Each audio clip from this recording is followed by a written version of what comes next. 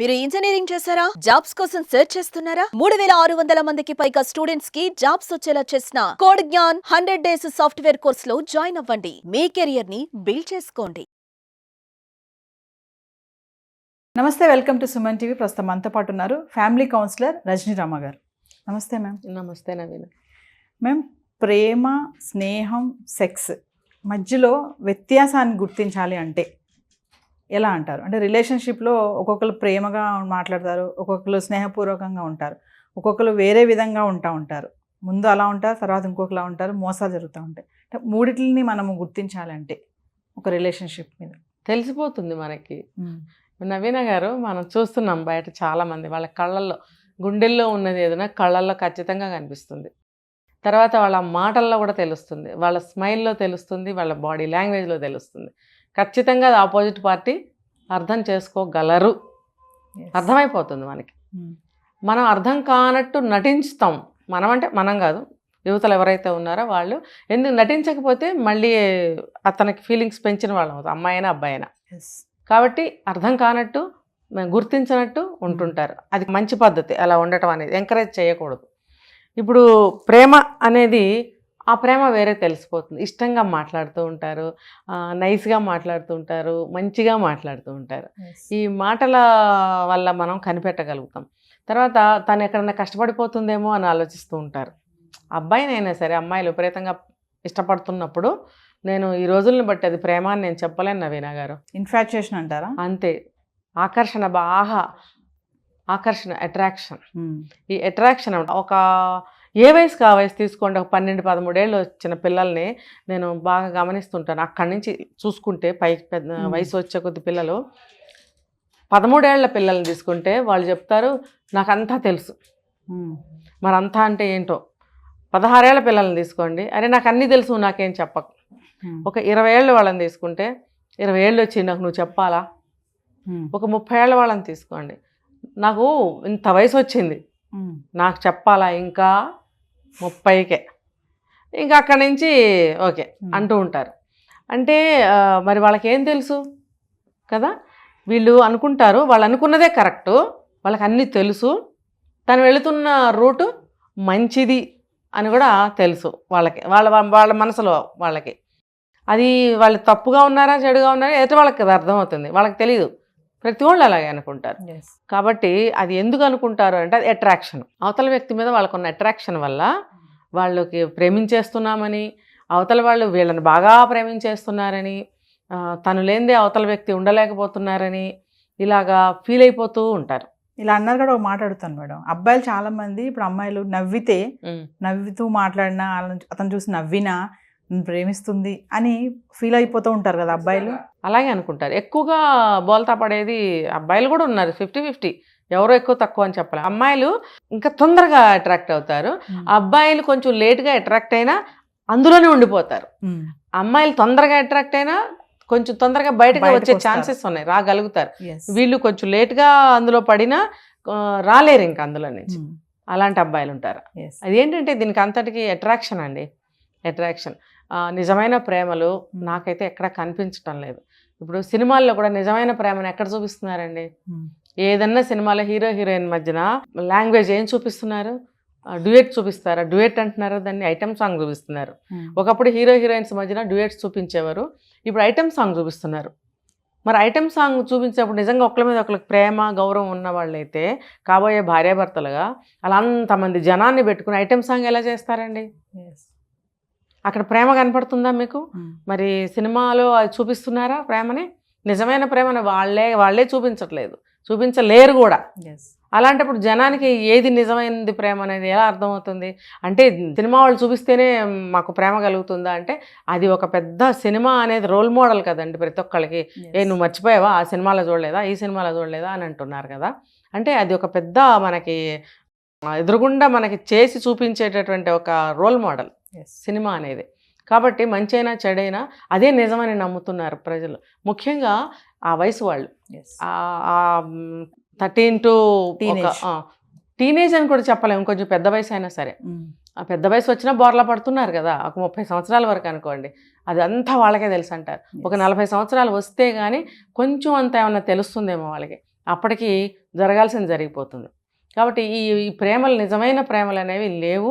ఒకవేళ ఆ సమయానికి ప్రేమించాను అని అనుకుంటే ఒక ఇష్టత, ఒక సున్నితత్వము, ఒక మాట మంచిగా మాట్లాడే విధానము, ఆమె పట్ల తీసుకునే కేరింగు, అవన్నీ కూడా ఒకళ్ళ పట్ల ఒకళ్ళకి ప్రేమ అనేది తెలియజేస్తాయి. అట్రాక్షన్ అనేది ఇలా ఉంటుంది నేను చెప్పినట్టు.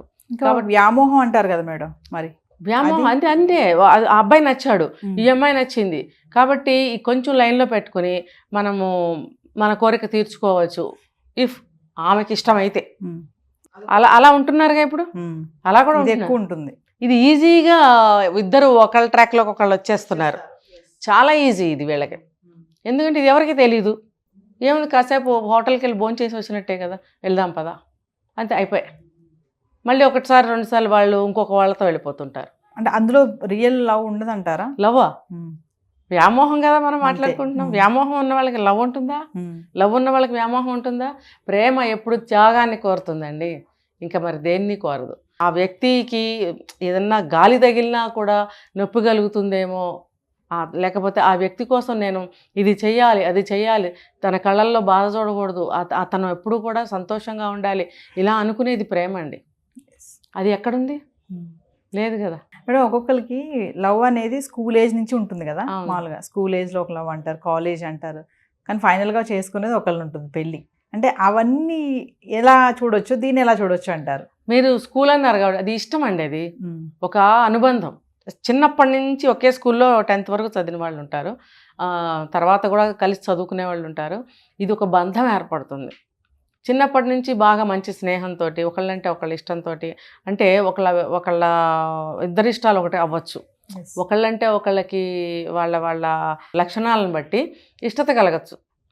అది 10 ఏళ్ళు కలిసి పెరిగినప్పుడు ఆ బంధం బాగా పెరుగుతుంది వాళ్ళ మధ్యన. అలా వాళ్ళు పెద్ద అయిన తర్వాత కూడా ఇష్టపడి వ్యక్తిత్వాలు నచ్చి పెళ్లి చేసుకోనే దానికి దారి తీస్తుంది. అలాంటి వాళ్ళు కూడా ఉన్నారు.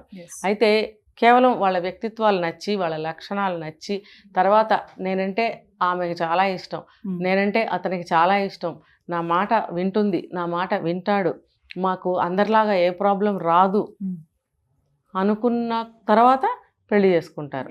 అందులో ఏముంది మీరే ఆలోచించండి. అంటే ఒకళ్ళ కోసం ఒకళ్ళకి అనుగుణంగా ఒకళ్ళు లోబడి ఉంటారు అన్నప్పుడే కదా మన పెళ్ళికి మన లైఫ్ బాగుంటుంది, గొడవలు పడకుండా అనే ఒక నిర్ణయానికి వచ్చినప్పుడు పెళ్ళిళ్ళు చేసుకుంటున్నారు. మరి అలాంటి వాళ్ళు బాగానే ఉంటారు బహుశా. అంటే ఇప్పుడు మన జనరేషన్ చూసుకుంటే లవ్ ఇన్ఫాక్చుయేషన్కి తేడా కూడా తెలియట్లేదు కదా మేడం. ఏది లవ్ ఏది ఇన్ఫాక్చుయేషన్ అనేది తెలియట్లేదు. అట్రాక్ట్ అయిపోతున్నారు. ఒక నవ్వు నవ్వితే చాలు నన్ను ప్రేమించేస్తుంది, అబ్బా నన్ను చూసి నవ్వింది, నన్ను చూస్తుంది, అదోలాగా చూసింది అలాంటి టీనేజర్స్కి ఏమైనా చెప్తారు మేడం ఫైనల్గా? ఇప్పుడు ఒకటి చెప్తా చూడండి, అందమైన వస్తువు ఒకటే ఉంటుందా? చాలా ఉంటాయి. ఎన్ని ఉంటాయి? అన్నీ నచ్చుతాయిగా మనకి.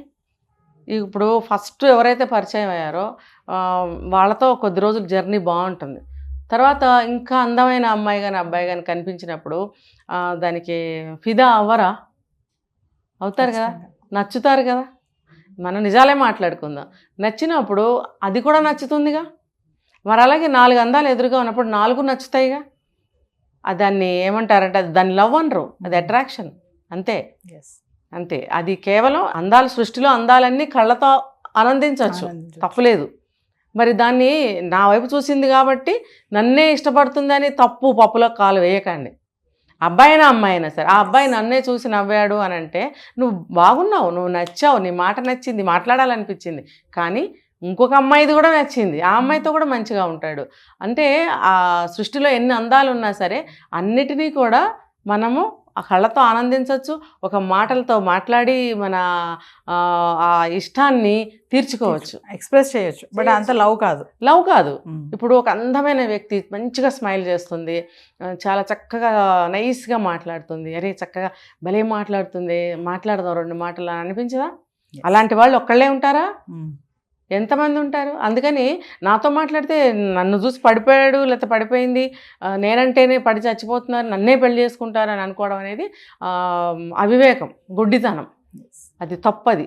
అది ఆ జర్నీ చాలా లాంగ్ నడిచింది, నేను తప్ప ఎవరితో మాట్లాడట్లేదు అని అనుకున్నప్పుడు అది అట్రాక్షన్ కాదు. ఇష్టం అని చెప్పుకోవచ్చు. ఇక్కడ కొంతమంది మేడం అభిమానిస్తూ ఉంటారు, మీరు అన్నారు కాబట్టి అడుగుతున్నాను. అభిమానాన్ని అవతల వ్యక్తి ప్రేమ అనుకుంటారు. అవును, ఇది అభిమానం అంటే అతనంటే ప్రేమ కాదు, అక్కడ తనంటే ఒక గౌరవం అవును, చాలా అనమాట, ఆ మాట గురి. అది. కానీ అవతల వ్యక్తి మాత్రం అది ప్రేమ అనుకుంటారు. అదే కదా ఎక్స్ప్రెస్ చేసే విధానం. ఎస్. ఇప్పుడు దాంట్లో కొంచెం డిస్టెన్స్ చూపించగలగాలి. ఇప్పుడు మీరంటే నాకు చాలా గౌరవము, లేకపోతే చాలా మీరు చెప్పిన ప్రతిదీ నాకు వర్కౌట్ అవుతుంది, ఏదైనా సరే నవీన అని అడగాలి అని నాకు అనిపిస్తుంది. అది అభిమానం. ఎస్. ఇంకో నేను అబ్బాయిని అయి ఉంటే ఒకవేళ అది మీ నుంచి నాకు ఒక వేని నేను ఏర్పరచుకుంటున్నాను కాబట్టి నవీనాన్ని నేను అంత అభిమానం ఉంది తన మీద. తను చెప్పేవన్నీ చాలా బాగుంటాయి, తను చెప్పిన దారిలో వెళ్తే మనకి బాగుంటుంది అని అదొక అభిమానం. అంటే నేను చెప్పిందల్లా నేను మీ మాట వింటున్నాను కాబట్టి నేను ఇంకొకటని మీరు అనుకోకూడదు. అది ప్రేమ అన్నానంటే పడిపోతున్నాడు అని మీరు అనుకోకూడదు. అది అభిమానం. ఎందుకంటే తను ప్రవర్తించే తీరు, మాట్లాడే విధానం, రెస్పెక్ట్ చేసే విధానం, యూజ్ చేసే వర్డ్స్ మీరు ఐడెంటిఫై చేయగలగాలి. ప్రేమ, ఇష్టం, వ్యామోహంలో మాటలు వేరే ఉంటాయి, అభిమానంలో మాటలు వేరే ఉంటాయి. సార్ మీరు చెప్పింది చాలా బాగుంది సార్, అది వర్కౌట్ అయింది సార్, మళ్ళీ నాకు ఇంకొక సమస్య వచ్చింది సార్, దీనికి ఏం చేయాలంటారు? నిజంగా రాత్రంతా నేను మీరు చెప్పిన దాని గురించి ఆలోచించాను, చాలా బాగా అనిపించింది, ఆలోచిస్తుంటే నాకు నిద్ర కూడా పట్టలేదు సార్ అన్నప్పుడు, అమ్మో నా గురించి ఆలోచించి నిద్ర పట్టలేదా అమ్మో అనుకుంటే ఎలా? నువ్వు వేరే ఆలోచిస్తున్నావు, నువ్వు తనన్నది వేరు. అది సరిగ్గా గుర్తుపట్టాలన్నమాట. నీకు గుర్తుపట్టలేకపోతే నువ్వు ఎప్పుడైనా క్లారిటీ తీసుకోవచ్చు, ఏమ్మా కాదు తీసుకోకపోతే ప్రాబ్లమ్స్ వస్తాయి. ఏంటి మరి ఏమనుకుంటున్నావు నా గురించి, నా ఒపీనియన్ ఏంటి అన్న వాడికి క్లారిటీ తీసుకోవచ్చు. అంతేగాని గుడ్డిగా వెళ్ళొద్దు. ఇలాంటివి పాటించడం వల్ల సమాజం కొంచెం బ్యాలెన్స్గా ఉంటుంది. Thank you ma'am.